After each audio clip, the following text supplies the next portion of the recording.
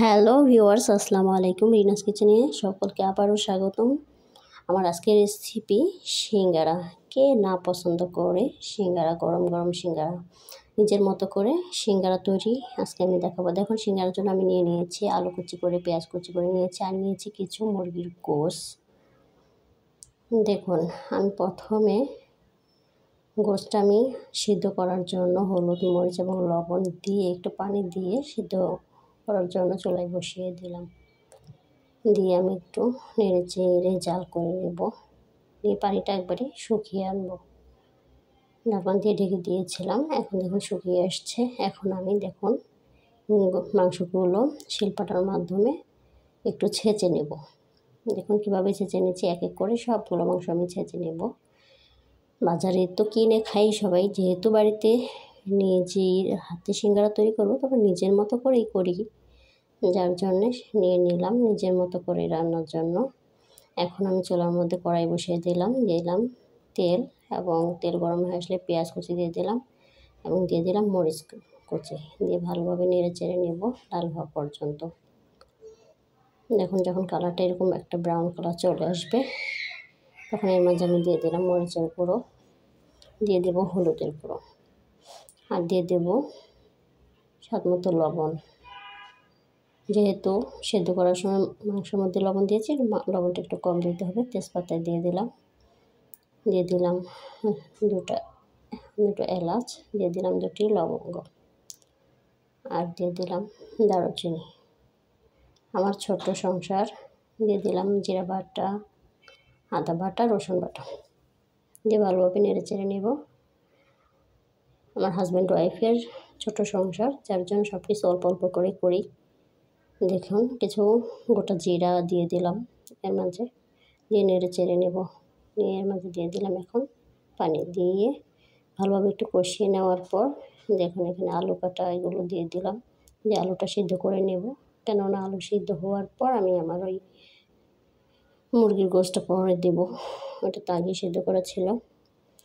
ওদিক দিয়ে সিদ্ধ করতে দিয়ে আমি এদিক দিয়ে সিঙ্গারার আটার খামিরটা আমি করে নিচ্ছি। দেখুন, আটা নিলাম, এর মাঝে দিয়ে দিলাম স্বাদ মতো লবণ, দিলাম কালো জিরা, দিয়ে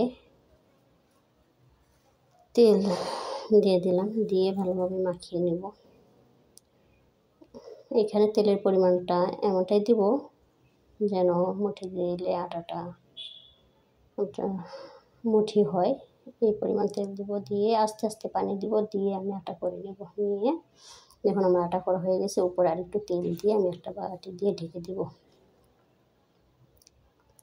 ঢেকে দিয়ে যে পর্যন্ত না আমার এই দিক দিয়ে এটা হবে, এই 15 মিনিটের মতো ওটা ঢেকে দিয়ে রাখতে হবে। এখন আমার দেখুন আলুটা অনেকটা সেদ্ধ হয়ে যখন আসছে, এর মাঝে এখন আমি দিয়ে দিলাম মাংসগুলো, দিয়ে ভালোভাবে একটু নেড়ে চেড়ে শুকিয়ে নেব, যতক্ষণ না পর্যন্ত ওটা শুকনো শুকনো ভাজি ভাজি হয়ে আসবে। সে পর্যন্ত দেখুন শুকনো হয়ে এসছে। এখন আমি একটি পাত্রে উঠিয়ে নিলাম। দেখুন কত সুন্দর। এইভাবে তৈরি করে আপনারা খেয়ে দেখবেন, অবশ্যই কমেন্টের মাধ্যমে আমাকে জানাবেন। অনেক সুস্বাদু হয়, বাজারের থেকেও অনেক বেশি সুস্বাদু হয়। এখন আমি দেখুন একটা আটার খণ্ড নিয়ে আমি এইভাবে রুটি বেলে এইটা আমি 8টি খণ্ডে খণ্ডিত করেছি, করে চারপাশে পানি দিয়ে এভাবে আমি জয়েন দিয়ে দেব। দেখুন কিভাবে আমি দিচ্ছি, এই পিছন থেকে এভাবে দিয়ে এইভাবে দেখা গেছে যে একবারই 8টি সিঙ্গারা একসাথে বানানো যায়, খুব তাড়াতাড়ি বানানো হয়। দেখুন কত সুন্দর করে আমি চারপাশে টিপে জয়েন করে নিলাম। এভাবে করে আমি সবগুলো সিঙ্গারা তৈরি করে নিলাম। এখন আমি চুলার মধ্যে তেল বসিয়ে দিলাম।